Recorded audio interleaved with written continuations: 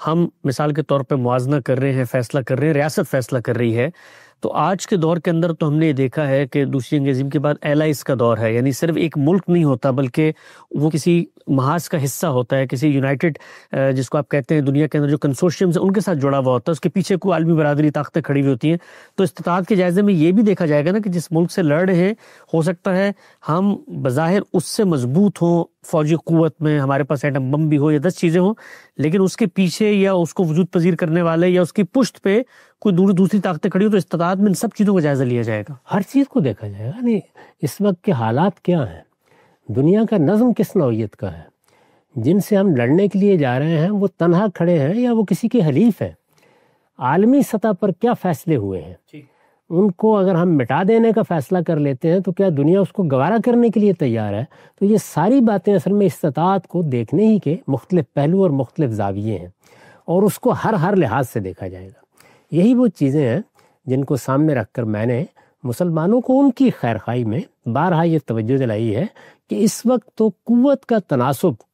1 اور لاکھ کا بھی نہیں ہے، یہ صورتحال ہے، یعنی 1 10 یا 1 2 تو بہت بڑی چیز ہے، 1 اور لاکھ کا بھی نہیں ہے۔ اس میں کئی پہلو ہیں جن کو زیر بحث لایا جا سکتا ہے۔ آپ کے پاس اسلحہ ہے کون سا، وہ آتا کہاں سے ہے، آپ لیتے کن سے ہیں،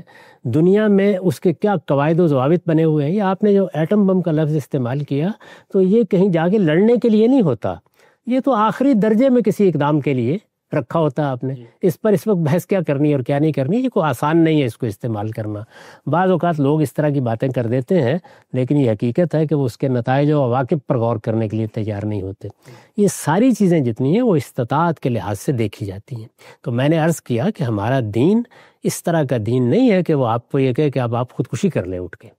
نہیں، وہ آپ کو یہ بتا رہا ہے، یہ جو سورہ انفال کی آیات کی طرف میں نے توجہ دلائی، یہ بتا رہا ہے کہ اللہ تعالیٰ کسی چیز کی ذمہ داری بھی اس وقت ڈالتے ہیں جب کہ اس کے لیے ضروری چیزیں میسر ہوتی ہیں۔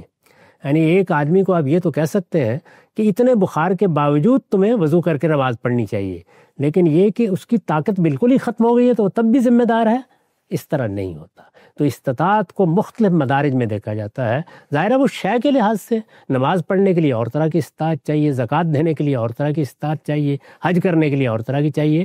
قتال کے معاملے میں آپ کو پورا جائزہ لینا ہوتا ہے، آپ کے مقابلے میں کون ہے، اس کے پاس کیا ذرائع و وسائل ہیں، اور پھر جنگ موجودہ زمانے میں کوئی عام جنگ نہیں ہے، یعنی یہاں پر تو بڑی بڑی قوتیں بھی بعض اوقات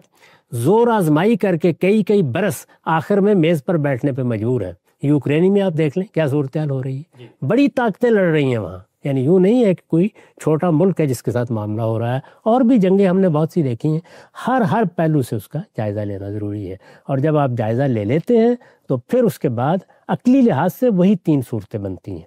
ظاہر ہے اس میں کچھ مدارج بھی آ جاتے ہیں۔ جب میں نے یہ کہا کہ امکان نہیں ہے تو کم امکان، زیادہ امکان، یہ بحث ہو سکتی ہے، وہ جتنا بھی ہوگا اس کے لحاظ سے آپ فیصلہ کریں گے۔ لیکن اگر یہ اندازہ ہوتا ہے کہ سرے سے کوئی نسبت تناسب ہی نہیں ہے، کوئی تعلق ہی نہیں ہے، تو پھر یہی توجہ دلائی جائے گی کہ اس وقت معاملہ ایسا نہیں کرنا چاہیے۔ تو جہاد و قتال کے بارے میں یہ استطاعت ہے جس کو خود قرآن نے موضوع بنا کر صحابہ کرام کی جماعت کے بارے میں بتا دیا۔ یہ صحابہ کرام کی جماعت کے بارے میں یعنی فیصلہ کون کر رہا ہے؟ اللہ تعالیٰ۔ قیادت کون کر رہا ہے؟ اللہ کا رسول۔